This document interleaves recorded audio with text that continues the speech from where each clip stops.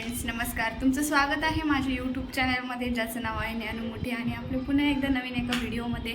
तर आज मी तुमच्याबरोबर शेअर करणार आहे. तुम्हाला तर माहिती आहे आम्ही केरळमध्ये राहतो, तर मम्मी पप्पांनी माझ्यासाठी क्विक सामान पाठवलं आहे. तर मी म्हटलं की तुमच्याबरोबरही आपण शेअर करूया ते. चला तर मी दाखवते. कारण तर आईवडिलांची एक माया वेगळीच असते.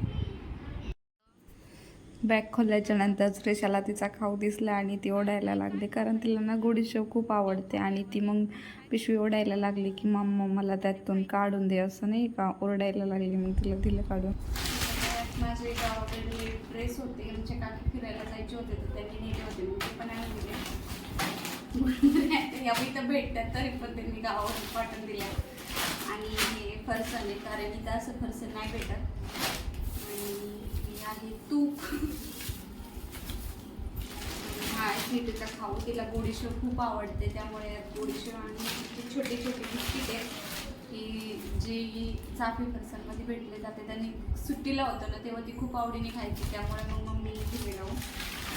आणि यात पण चाफी फरसाण आहे. तर परत थोडा स्वीटचा खाऊ आहे. आणि पापड दही केलेले असते. बापरे, तर काय. तर हे नाही असं पीठ पाठवले, कारण इथं गिरणी अजिबात चांगली नाही, तर दळून पण व्यवस्थित नाही भेटत. तर मग माझं कोणी सुट्टीला येणार असलं तर मग ते पीठ घेऊन येतात. एवढं आम्हाला 2 महिने तर जातच, तोपर्यंत सुट्टीला पण जायचं असतंय. आणि ज्वारीच्या दोघांना 2 भाकरी फक्त. सकाळी तर टिफिनसाठी चपात्याच बनवत असते, पण संध्याकाळी 1 भाकर. भात जर असलं तर 1 भाकर खूप होते आम्हाला. मला सुद्धा गव्हाचं आणि ज्वारीचे. गहू इथं छान भेटतात, दळून भेटतं, पण असं कधी कधी ना लय बारीक देतात किंवा लईच मोठं देतात. मग तिथं भाकर व्यवस्थित येतच नाही, त्यामुळे मग आम्हाला असं गावाकडे कोणी गेलं ना, मग ते आम्हाला असं सामान घेऊन येतं. कारण केरळचं तुम्हाला माहिती, कल्चर, खाणं पिणं खूप वेगळं आहे. इथं जास्त करून लोक तांदळाचं किंवा इडली सांबर असं खात असतात, पण इकडं मग आम्ही कोणी सुट्टीला गेलं तरच आम्हाला असं सामान वगैरे पाठवून देतात घरचे. पण आईवडिलांची एक माया वेगळीच असते ना, की त्यांना असं आपल्या लेकराला काही काही पाठवा. म्हणजे असं होतं, सुट्टीला कोणी त्यांचे काय फोन कधी केला ना, सुट्टीला कोणी आले का गं सांग ना, पीठ वगैरे पाठवून देते. म्हणजे त्यांना असं वाटतं की काय म्हणते ना, लेकीचं एक माहेर. पण आई वडील आहेत तोपर्यंतच असतं, ती गोष्ट एकदम खरी आहे. आणि 3-4 दिवसापासून सामान इथं आले, पण त्यांचे नुसते फोन येते, ते सामान तुम्हाला भेटलं का. त्यांच्या फ्रेंडला थोडं काम होतं, त्यामुळे ते लवकर नाही देता आलं. पण ते नुसते फोन करून विचारायचे सामान भेटलं का, त्यात स्वीटचा खाऊ आहे, तिला दिला का, तिने खाल्ला का. पण भेटलं सामान आम्हाला, छान वाटलं. काय स्वीटू स्वीटू हे बघ हे बघ स्वीटू, हाय कर. Hi bye bye bye. मग संध्याकाळी असा मी स्वयंपाक बनवायला घेतला. स्वयंपाकात आज बनवणार होते मी शेवग्याची भाजी. तर शेवग्याची भाजी, भात आणि भाकर बनवणार होते, कारण आज जायचं होतं थोडंसं बाहेर. कारण मला ना मोदकाचा साचा आणायचं आहे, बाहेर थोडंसं सामान पण आणायचं होतं. त्यामुळे मग म्हटलं आधी स्वयंपाक करून घेते, मग स्वीटूचे पप्पा आल्यानंतर आम्हाला थोडंसं बाहेर जाता येईल. तर मी इथं शेवग्याची भाजी बनवण्यासाठी शेवग्याच्या शेंगा शिजवून घेतलेल्या आहे. त्यानंतर कांदा, खोबरं, लसूण, अद्रक याची मस्त पेस्ट केलेली आहे आणि ती छान परतून घेतली.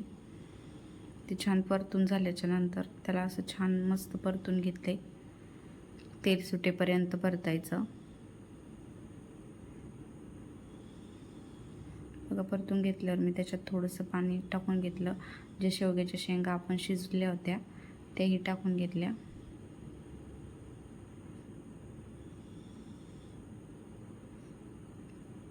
यात थोडं चवीनुसार मीठ टाकून घेते.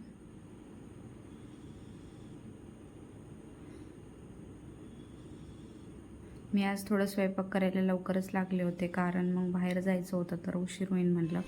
तर मी इथे भाकर करून घेतली आहे, भाजी पण रेडी आहे आणि थोडासा भात बनवला होता. श्रीषाला खाऊ घातला.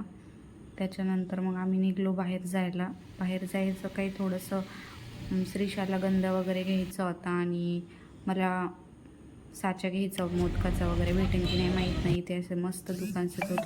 वाव, गणपतीची मूर्ती पण कसल्या भारी होत्या ना. कारण केरळमध्ये जास्त शक्यतो थोड्याच प्रमाणात, आपल्याकडं कसं आता गणपतीचा सीझन आहे तर खूप प्रमाणात जास्त मूर्त्या असणार, तर इथे फक्त कदाचित 1-2 दुकानामध्येच तुम्हाला गणपतीच्या मूर्त्या वगैरे पाहायला भेटत्या.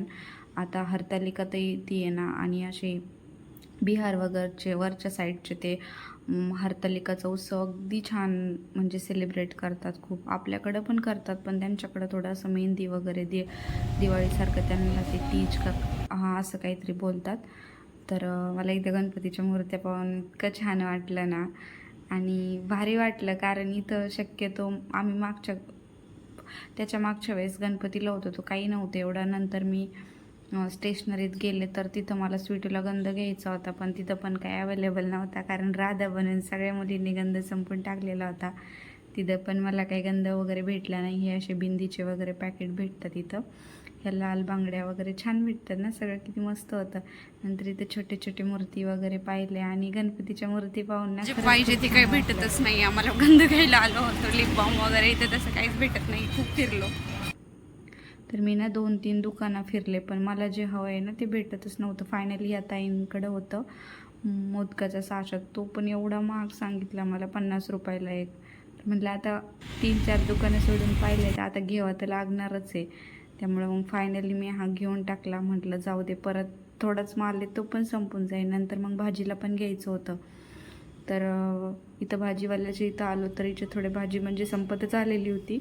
पण केरळमध्ये भाजीपाल्याचं पण खूप अवघड आहे. म्हणजे आपल्या गावाकडल्यासारखं तर काही भेटतही नाही, आणि खूप महाग असतात गोष्टी.